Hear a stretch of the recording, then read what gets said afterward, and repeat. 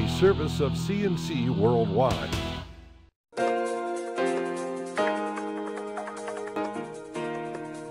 The Daily is a service of CNC and Jib Jab. Greetings, I'm Bud Lowell. Your full AccuWeather forecast is always on top of your CNC local page.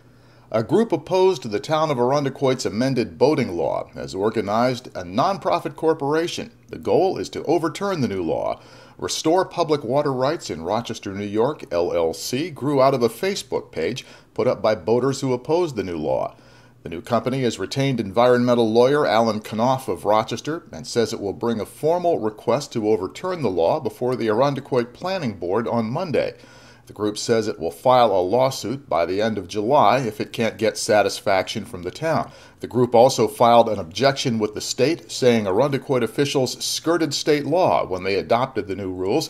It also argues that the homeowners have no right to consider the beachfront as their private property. The dispute pits the rights of boaters on Lake Ontario against some of the people who own lakefront homes along one of the boaters' favorite stretches of water. The Arundequoit Town Board voted in May to require that boaters keep at least 300 feet from the shore in the area of Lake Ontario between the Arundequoit Bay Outlet and 186 Lake Bluff Road. Boats are prohibited from anchoring or mooring together or from drifting close to shore in that area. The law was adopted after some of the homeowners along Arundequoit's Hot Dog Row complained of day-long parties offshore from their properties and the popular lakeshore bar, Marge's. The landowners said loud music, public drinking, and people trespassing on their land were ruining their quality of life.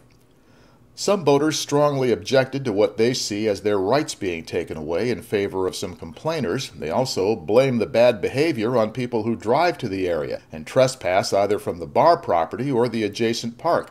After the law was changed, most of the boaters who like to anchor offshore moved to the area off Durand Eastman Beach, which is public property.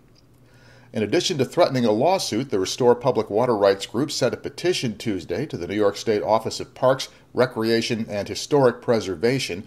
It asks the state to intervene and overturn the town law on the grounds that it was improperly adopted.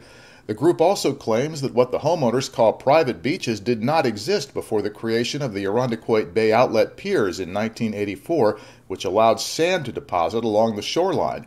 They say the homeowners have no right to claim that newly created land as theirs, and they submit town tax assessment maps of the lakeshore properties to back up their point.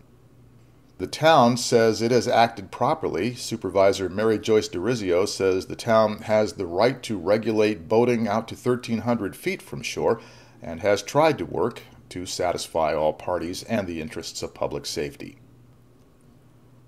Rochester police say a stepped-up enforcement plan will cool down the surge in homicides that have hit the Flower City. 8 young men have been shot to death in Rochester since the start of June, and there have been a number of non-fatal shootings.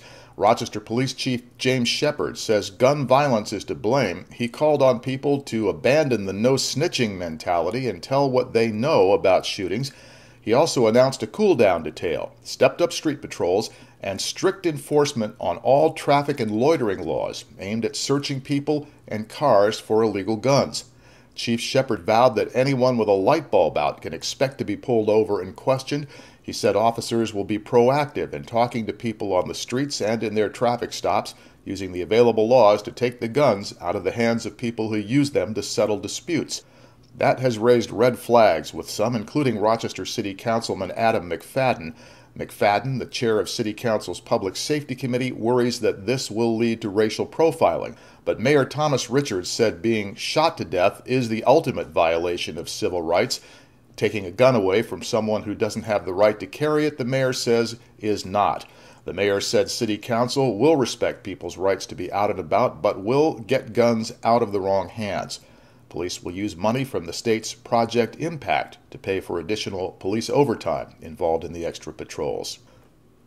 The Monroe County Sheriff's Office is looking for a suspect accused of inappropriately touching several children over the past 2 weeks. Investigators say the suspect, who is described as a balding white man about 5'10" with graying hair on the sides of his head, touched the feet of 3 young girls. Deputies say these children were between 5 and 10 years old. The incidents happened in libraries and in a bookstore, one of them in Brighton. Anyone with information is asked to call 911. A bill signed into law by Governor Andrew Cuomo has designated part of Interstate 390 in Steuben County as the Sergeant Devin Snyder Memorial Highway. Snyder is the young Cohocton woman who was killed by an improvised explosive device a year ago while she was on a mounted patrol in Lagam Province, Afghanistan. She was assigned to the 164th Military Police Company, 793rd Military Police Battalion, and she was the first female soldier from Western New York to die in the war.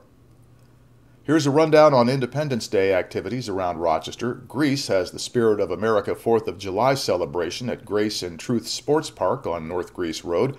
No driving there this year. They're trying something new because of the huge crowds this always draws. Park at First Bible Baptist Church, 990 Manitou Road. Then RTS buses will take you to the event and back, $2 round trip.